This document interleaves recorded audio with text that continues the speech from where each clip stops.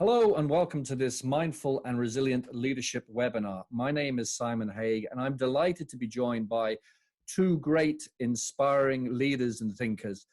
Two people I know very well, friends and supporters of my own. First up is the inimitable Marshall Goldsmith. Marshall's world #1 leadership thinker, executive coach, best-selling author, and many other things. Hi, Marshall. How are you? Yeah, I'm mostly the other things. Probably right now. But it's great to see you, and it's great to have you here. And second up, a great friend of mine and colleague of mine in the Mindset and Mindfulness Training Institute, Justin Caffrey. Hi, Justin. Hi, Simon. Thanks for having me on. And hard to follow Marshall, but great to be here. It's great to see you both. So we were just saying before we pressed record that we're living in very unique times that I think really require strong leadership. I might start with you, Marshall. What would you say are the key traits for effective leadership right now? I think right now, when people are under periods of extreme stress and crisis, they do not need less structure, they need more. And they need a sense of where are we going now? So I'm going to ramble around a little bit to your question, but one thing I would suggest, every leader have a regular dialogue with everyone who they report to and deal with 6 basic questions. Question number 1, where are we going? And I would say, here's where I see us going, our big issues, our priorities, and ask, where do you think we should be going? Question number 2, where are you going? As a leader, I'd say, here's where I see you and your part of the business going. What do you think? Because you want alignment 2 ways, the leader and the team, but also the bigger picture and the smaller picture. Number 3, doing well. Here's what I think you're doing very well, because even in times of crisis, people are doing a lot of good things. Then ask the person a question, what are you most proud of today? In this crisis, what do you think you're doing best? And sometimes we learn from others things that we didn't really appreciate. What are you doing well? Then question number 4, suggestions for the future. I like feed forward more than feedback, rather than focusing on let's talk about what you or we did wrong, which you can't change anyway. Moving forward, here's some ideas I might have, and then ask a question. If you were the coach for you, what ideas right now or suggestions would you have? So have a dialogue. Then question number 5, as the leader, how can I help? How can I help you? And then question 6, what ideas do you have for me? 6 basic questions. By the way, I'll send you a copy of the article. I published this. I'll send you a copy of it. It's really good for crisis.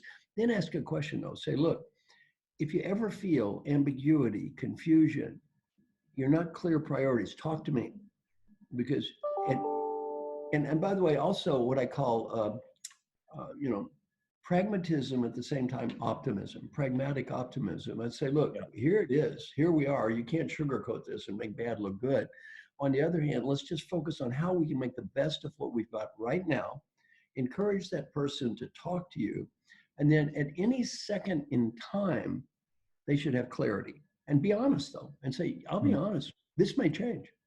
Today's priority may not be tomorrow's priority. It may change immediately. On the other hand, I want you to feel comfortable where you are now.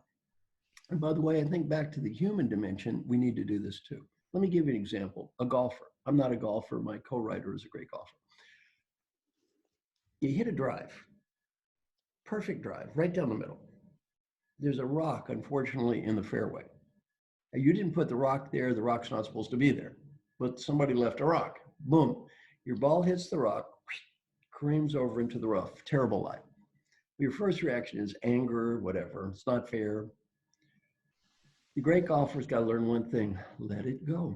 You can't think about what happened in the past. You get in front of that shot, then you have to come up with a strategy. What's my strategy now? Is it to go for the green? Is it to put on the fairway? What do I want to do now? Come up with a strategy. Then whatever strategy you pick, don't think about winning the tournament. Don't think about how bad your break was. Focus on one thing: hit the shot in front of you. Hit the shot in front of you. Back to mindfulness. Hit the shot in front of you. Hit this shot. And basically, that's all you can do. And there are only 2 questions you have to answer. Question number 1, did I do at that second in time what I thought was right? By the way, we're not going to guess it all the time. Sometimes maybe you think you should go for the green and you should have laid up. Well, did I do what I thought was right? And question 2, did I do my best to execute? If the answer is yes, I did what I thought was right, and yes, I did my best to execute, that's all you can do. Then Perfect. after that, you take a deep breath and go to sleep at night. You're so right, Marshall. And Justin, you, following on from that and aligning with that, you talk and espouse a lot about the flow state and the importance, exactly as Marshall said, of continual practice, looking forward. Do you want to elucidate a little bit more about the flow state to build on from what Marshall just spoke about? Yeah, I think really, as Marshall said, one of the key things, I think, especially in a time of crisis, is the capacity to also access what we do as instinct as leaders. Because when we allow ourselves to get caught into the brain, into the mind, the overthinking, the constant dialogue with the news and getting caught into the news feed, we step away from what it is that instinctively got us to this place of leadership. There's a reason why we're here, and it's not because we're the best thinkers. You don't need to be the smartest guy in the room. You just need to be the most capable in a multitude of emotional and intellectual abilities. So just having that sense of capacity to be instinctful in the way that you operate, and that golfing analogy is beautiful. Just as we say in all sports, just play the next ball. Don't go further than that, because this is crisis and it's a time for thinking differently. But one thing I think is interesting too is remembering within your leadership teams that there may be people outside of that team that you can bring in right now, because at a crisis moment, often the leaders that you need are not the ones that you may have brought in, because the guys who have been in there managing the business from an operational perspective, if it's been running and humming quite well through a good economy, are not necessarily the same team that you got to bring into the war room. Absolutely. And just bringing that back to what Marshall was talking about, in my experience, some of the best leaders have been as corporately honest as they possibly could. Because if you operate through the prism of corporate honesty, right? Okay, then there's things like confidentiality and privacy. If you don't operate through that prism, human beings fill the gap. So human beings generally start worrying about things. They form assumptions. So I just want to move then onto the whole subject of trust and leadership. So we all know what lack of trust feels like. We know what lack of trust feels like, but it's very hard to articulate what trust is from a leadership perspective. Marshall, I mean, do you want to say much about the whole area of trust and how particularly important it is right now in leadership? Well, I'll just talk about what I do as it relates to trust. I'm not an expert on all elements of the topic, but I can relate it to what I do. What I do for a living is everyone I coach has to get confidential feedback from everyone around them. Then they all stand up and they admit, they say, I feel great about this. Here's what I want to do better. Then they ask for help. And they are taught to listen and thank people, not promising to do everything, but to do what they can, and then to follow up and really make an effort to try to get better. That sounds pretty simple. Very few leaders do it. Very few leaders do it. And, being able to say, look, one thing I'm proud of my book Triggers, 27 major CEOs endorsed the book. Now, why am I proud of that? 30 years ago, no CEO would admit to having a coach. Correct. Well, these are 27 important people saying, hello, I'm the CEO of the year. I need help. Yeah. Number 2 CEO of the year. I need help. I'm the CEO of Walmart. I need help. I'm the president of World Bank. I need help. We all need help. Exactly. And I think when you are honest with people and you quit trying to be better than them and you realize, look, we're all in this together. We all need help. Don't make yourself above them. Number one, you aren't above them. And number 2, they know you're not above them. So why play games? Yeah. So to me, a way to build trust is to demonstrate this kind of vulnerability and to have the courage to look in the mirror, to have the humility to admit you can improve, and then have the discipline to do something about it and try to actually get better as opposed to just listen to people.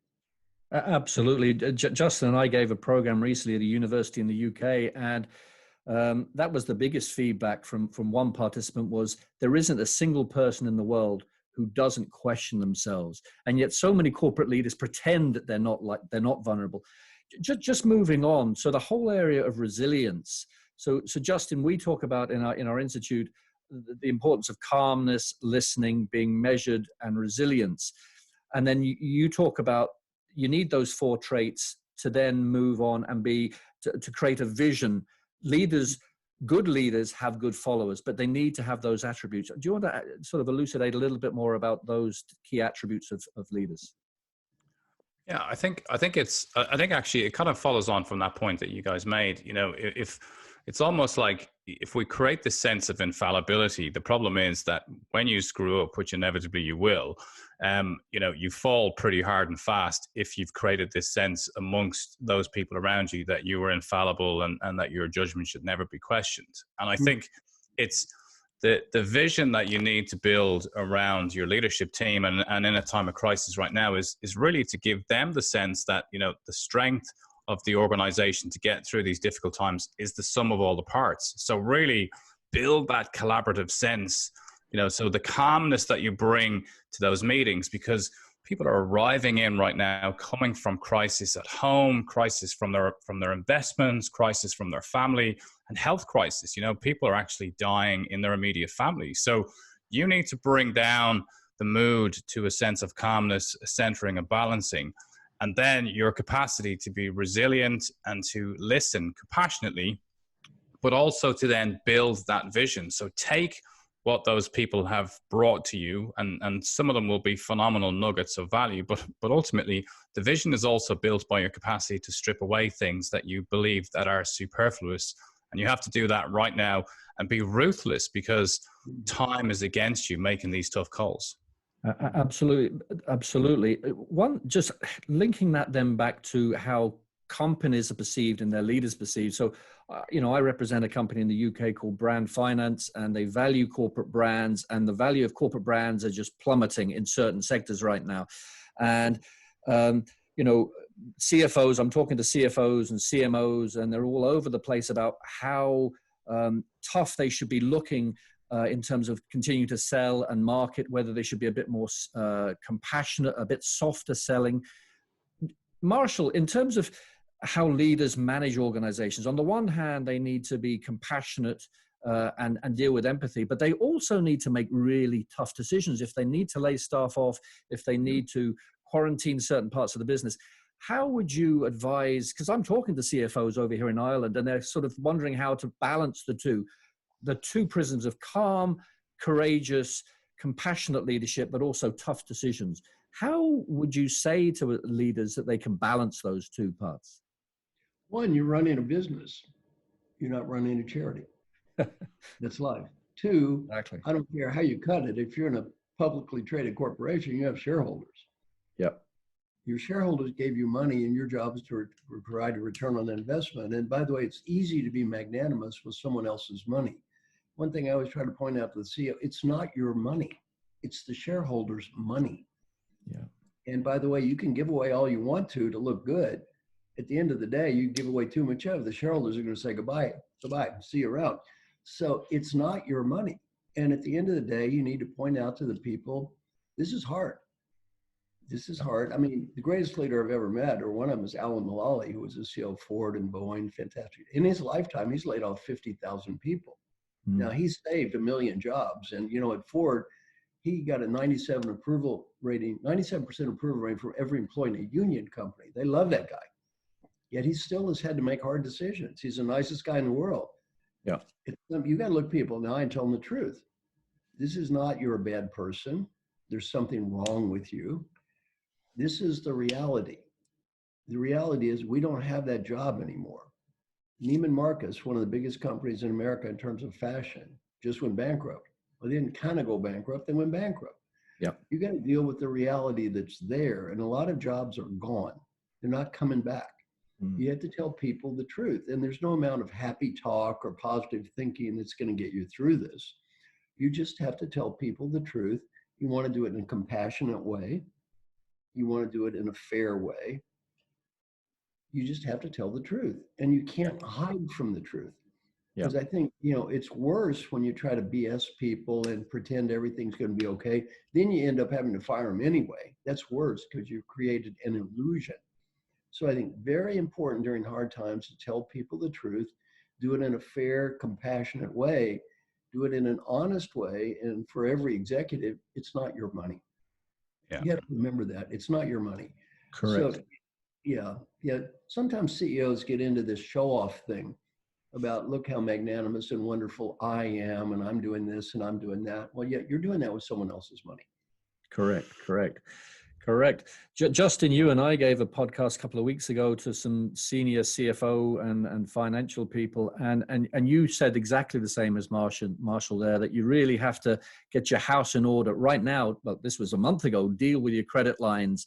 Don't pretend otherwise. And as Marshall just said, Justin, do you want to add anything to that in terms of strong, decisive leadership?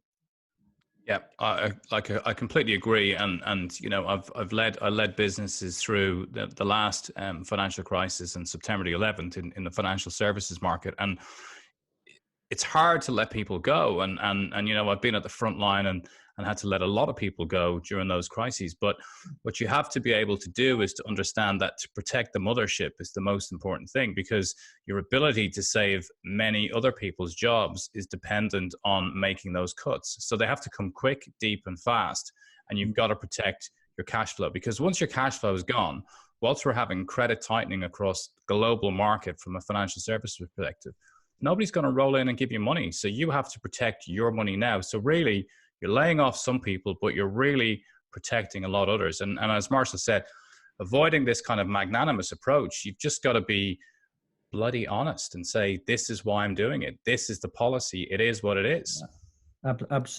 Absolutely. Are either of you seeing good examples of leadership right now? Are you seeing this, Marshall? Yeah, many good examples. I think I'm seeing many great examples of leadership. To me, a common myth, I hear this all the time, are leaders worse than they ever were in the past? Or are leaders more bullies than they ever were in the past? This is such nonsense. I mean, in the past, we had slaveries, we had serfs. What percent of the people in your country, in Ireland, were treated like dogs, right? Yeah, were leaders as bad as they were in the past? They're much better than the past. You think they're bad now? Read a history book sometime. They had kings. You know, what could that king do to you? You know what? Anything he felt like. And what are you going to do about it? Absolutely nothing. Well, that was leadership in the past, right? So, yeah, there are a lot of great leaders out there who I think I think leadership is better than ever. Not all leadership, of course. There are terrible leaders today that we've discussed. On the other hand, in general, I think leaders are better than they were. And I think there's a lot of examples of great leadership right now. Absolutely. Justin. Yeah, I agree. I mean, I think we're seeing some great leadership across business right now globally, and companies are starting to make the tough calls. I think we're seeing huge differential in the context of political leadership. And I think we've got a great example of political leadership in Ireland at the moment, because we have a government that's already lost an election. So there's no politics attached to the decisions that they're making, and they're making the right decisions for the people, also taking in the economics as well. The challenge where you've got countries right now where there are political exposure in the context of upcoming elections, that makes the whole thing way more complicated. So we need a kind of a global cohesive approach. And I think that's just where we're struggling. I think companies are doing well, but from a global geopolitical standpoint, we're struggling. Absolutely. One thing that I'm hearing a lot from CFOs in particular is that they're struggling with like a three-legged stool. On the one hand, they need to reduce costs and create efficiencies now and cut credit lines. At the same time, and this kind of conflicts, they still need to keep putting communication campaigns out there. And at the same time, they need to keep an create a bridge to the future. So they need to keep their brand going. Marshall, how do good leaders balance that three-legged stool? Well, I think, again, the term pragmatic optimism, that is the reality that exists. You just say, here's where we are now in a very honest way. And you say, we're going to move forward in the future. Now, you know, I feel in many ways very fortunate. A lot of life is timing. I'm 71 years old. So this happened at a phase in my life where it's not career devastating. If I were 28 with 2 kids and a mortgage on a house, this would have been just awful. Yeah. Well, the last crisis, you know, I made a ton of money buying homes in Austin, Texas after the crash. You know, 4 or 5 years from today, this is going to be the greatest business opportunity ever. I think the world's going to be booming. And so what you really need to think about is All of the above, not one or two or three, but they're different. As Justin said, you got to think of all of the above. Number one is you got to take care of today's crisis. It is what it is, and you can't hide from it, and you're going to have to make cuts, and you can't hire people to do work that isn't there. And by the way, many people are going to go broke. Oh, well, how can we not go broke? Well, the answer is 4 out of 5 businesses go broke anyway in 10 years. Yeah. They go broke anyway, 4 out of 5. Well, what's going to happen now? Okay, it's 9 out of 10 or 95 out of 100. You know, hey, most small businesses, reality check, they're going broke. Yeah. They're not. Those restaurants in New York City, where I live, one of my friends is one of the greatest restaurateurs in the world. Every one of his restaurants is going broke. They're not kind of going broke or sort of going broke. Goodbye. It's over. Yeah, carry out. You're running a Michelin restaurant and having carry out? No, you're not. That's a joke. It's over. Yeah. Broke. Yeah. It's not coming back for a long time. Someone will rebuy those restaurants at 20 cents on a dollar and make money. Yeah, you're so right, Marshall. Ray Dalio was talking a week or so ago about, you know, there will be a significant reorganization of assets and asset classes and businesses and business lines, and you know, the aviation sector will be completely different in a few years, and online sector, and there'll be amazing technologies to replace amazing technologies today, and you know, currencies may be devalued, but the world will go on, just in different form, under new ownership. Under new ownership, and they'll all probably be younger than the three of us. Yeah. So I'm just as happy that I'm happy I'm not 28.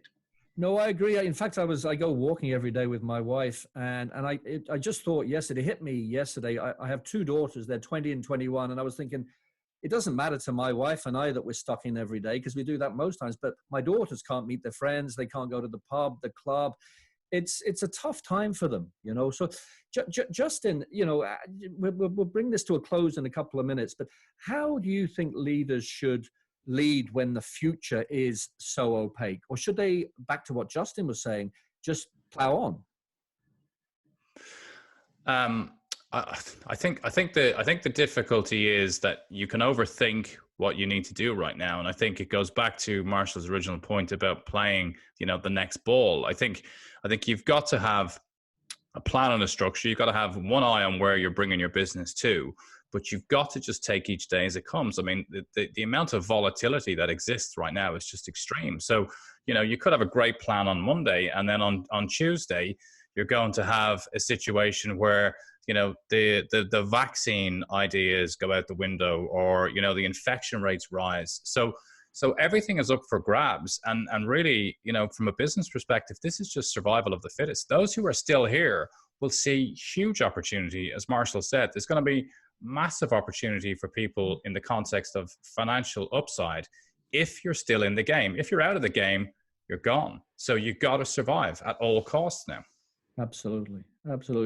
So just wrapping up, Marshall, if you had any words of wisdom for leaders who are struggling for inspiration right now, what 2 or 3 things would you be telling them to carry on doing or to stop doing now? Well, the first one is make peace with what is. Forgive yourself for being who you are. Forgive others for being who they are. Don't waste time on things you're not going to change anyway. Sitting there having a violent agreement about Donald Trump is bad over and over with somebody who obviously agrees with you, it's just a complete and total waste of your life. Don't waste your life on that crap. Really focus on, look, these are hard times. I don't have time to waste on what I can't change. Just focus on what can I do? Back to Justin's point, what can I do now? And again, 2 questions. Am I doing what I think is right now? Am I doing right? You may be wrong, okay? But you got to give it your best shot, or else you're paralyzed with indecision. Am I doing what I think is the right thing to do now? Get the data, realize it might change. And then the second question is, am I doing my best now? Am I doing my best to execute on what I think is right at this second in time? And then that's all you can do. And the other thing is make peace. Make peace. And also, again, Hindu philosophy, the parable of the Gita. It's one, you can't get fixated on the end results. If you do, you're just going to screw with your head. By the way, if the wisdom of the Gita ever was illustrated, it's right now. Yep. It's not your fault that there's a virus out there. It's not your fault that your restaurant's going to go broke. You're not a bad person. The point is, it is what it is. Here's where I am now. Don't waste your energy on what you can't do. It's not fair, all that other nonsense. Let it go. Here's who I am now. How can I be the best I can be now? In your heart, you do what you think is right. You give it your best shot. Then you smile, you go on with life, and you make the best of it. Perfectly put, Marshall. Perfectly put. And Justin, you know, I don't know whether you know Marshall, but Justin's a Buddhist, and you talk about the importance of not being attached and not striving. And how would you sum up your thoughts about those two aspects right now for leaders? Yeah, I mean, I think, look, Marshall put it so well. I think from a philosophical standpoint, it's so important, and it is to avoid this whole idea of attachment to outcomes. You know, don't get drawn into what will be. Just be. You know, just get into it as it is right now. And I think, you know, my mantra as you know, in my previous life in private equity and investment management and investment banking would have been: wake up, show up, do the work. Right. Yep. As a Buddhist psychologist, my mantra is still exactly the same. You know, wake up, show up for yourself, and do the work. You know, it's the work that will nurture you in the end. And I think just remembering from a leadership perspective to just take care of yourself. You know, get enough sleep, drink enough water, eat well. Just take care of yourself right now. Because if you're not, Marshall's demonstrating well right now. Props at the hand. If you're not doing that, you're not going to be able to function. So also just taking care of your real basic needs, because that's how you're going to make sure that the microbiome is working with the brain and you're able to make the right decisions. Perfectly put. Perfectly put. And from my perspective, just to draw this to a close, it's been a wonderful conversation. I like to quote something that comes from 12-step programs, and it's all about the importance of willingness, open-mindedness, and honesty, but above all else, honesty. And I think that's what you were really focusing on there, Marshall, that it's so important for leaders to be honest, even if it means being brutally honest. And likewise, Justin, you know, honesty is so important in every aspect of your life. So I really, really want to honestly thank you for your time, both of you. You're both really inspiring leaders. You've been great supporters of me, both of you, over the years. Marshall, it was great to have you at my book launch here in Ireland a year ago. And I wish you all both the very, very best. Thank you very much indeed, both of you. Thank you, Simon. Thanks, Marshall. It's been a pleasure. Thank you.